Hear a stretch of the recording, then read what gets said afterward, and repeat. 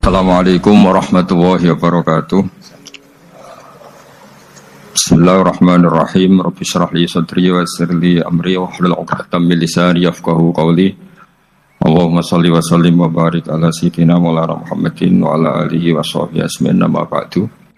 Perasaan saya juga seluruh ulama di dunia. Saya ulang lagi, perasaan saya juga seluruh ulama di dunia bahwa Islam masuk itu macam-macam sebabnya.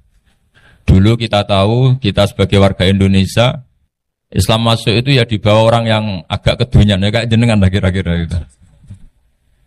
Ya kayak mbak-mbak ini, ya agak-agak mata duitan gitu. Karena kita tahu rata-rata ahli sejarah mengatakan Islam di Indonesia dibawa kiai apa pedagang. Pedagang itu nyari uang apa nyari dakwah kira-kira. Ya semoga Anda mirip-mirip seperti itu.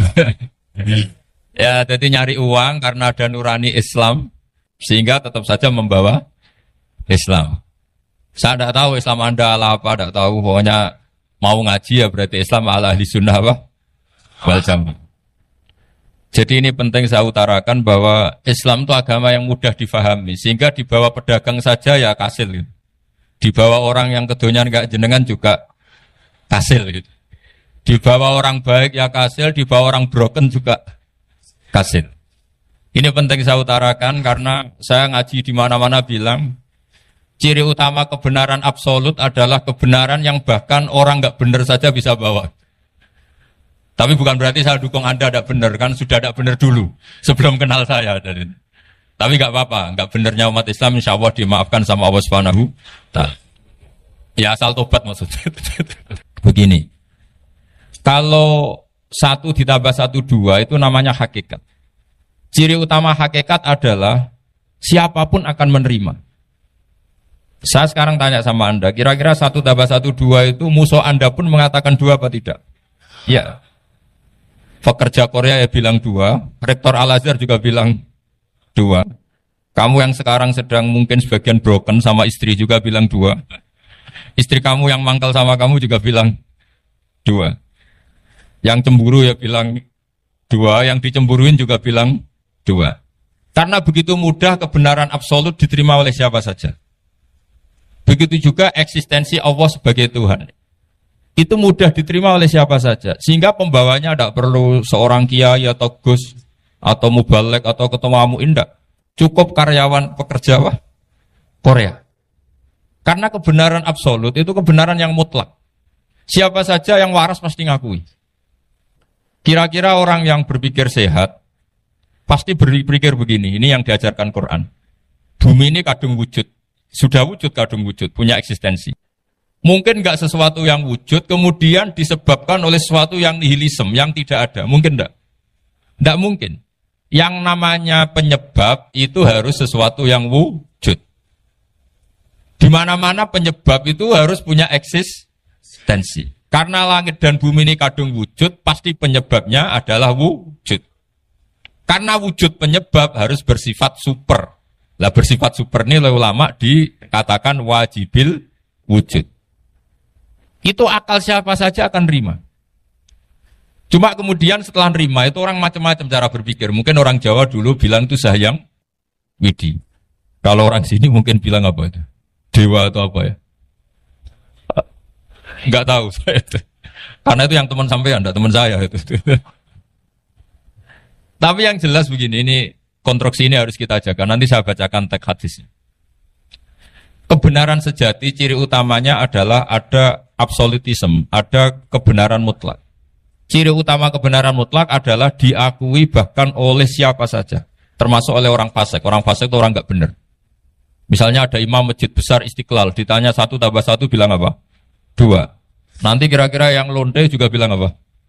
2. KPK juga bilang koruptornya yang ditangkap 2. Nah, eksistensi Allah sebagai Tuhan ini kebenaran yang absolut. Maka agama ini juga boleh diterima oleh siapa saja, termasuk oleh orang fasik, orang enggak jelas.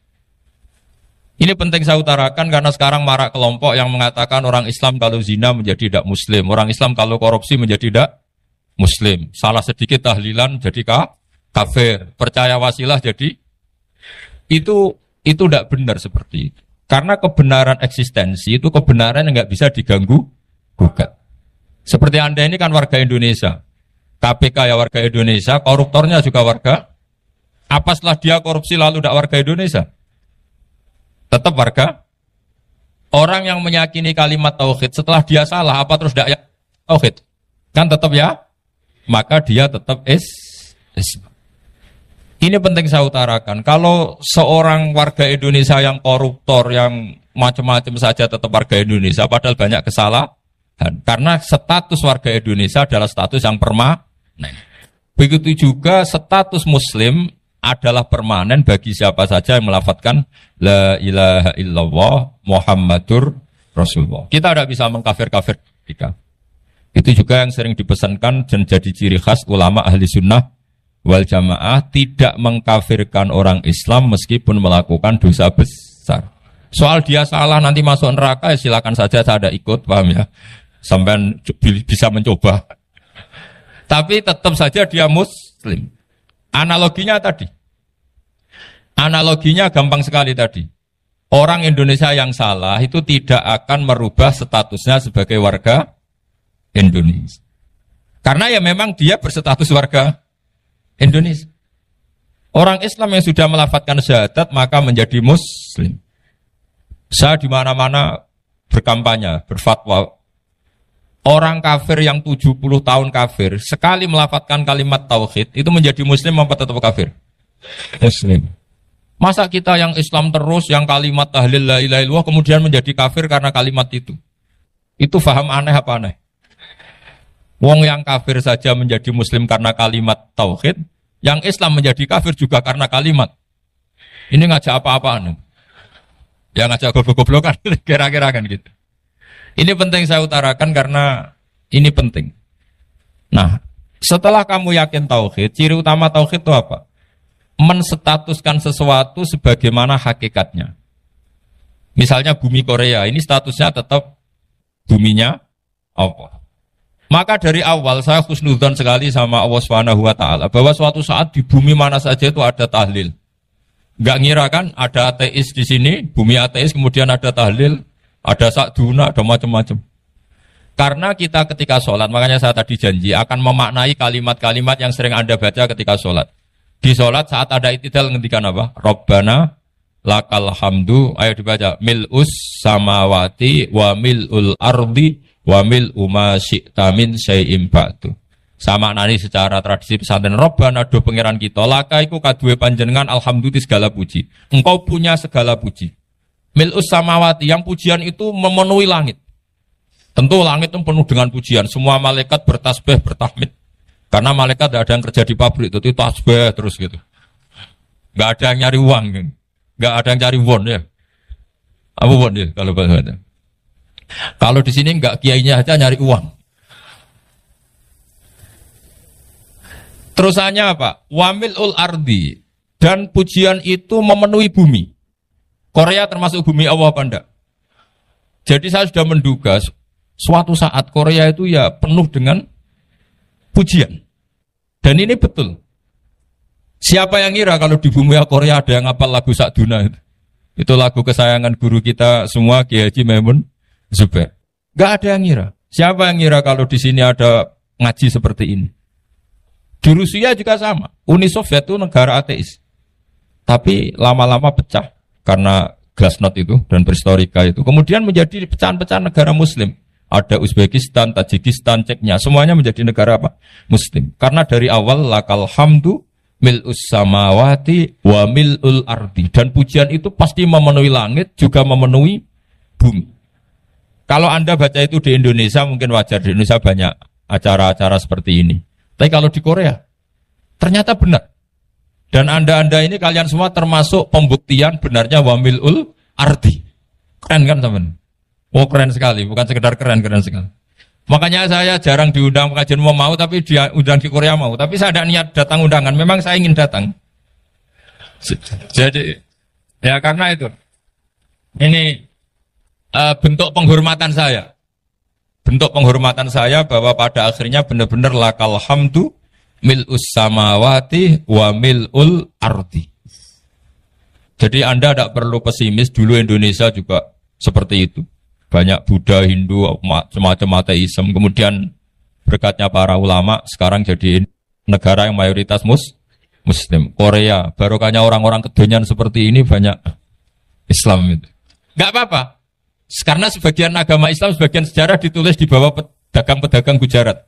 Kira-kira orang Gujarat ke Indonesia dulu yang namanya pedagang cari apa? Uang. Tapi namanya orang Islam, hatinya tetap adanya tauhid. Nyari uang ya tetap sambil dakwah.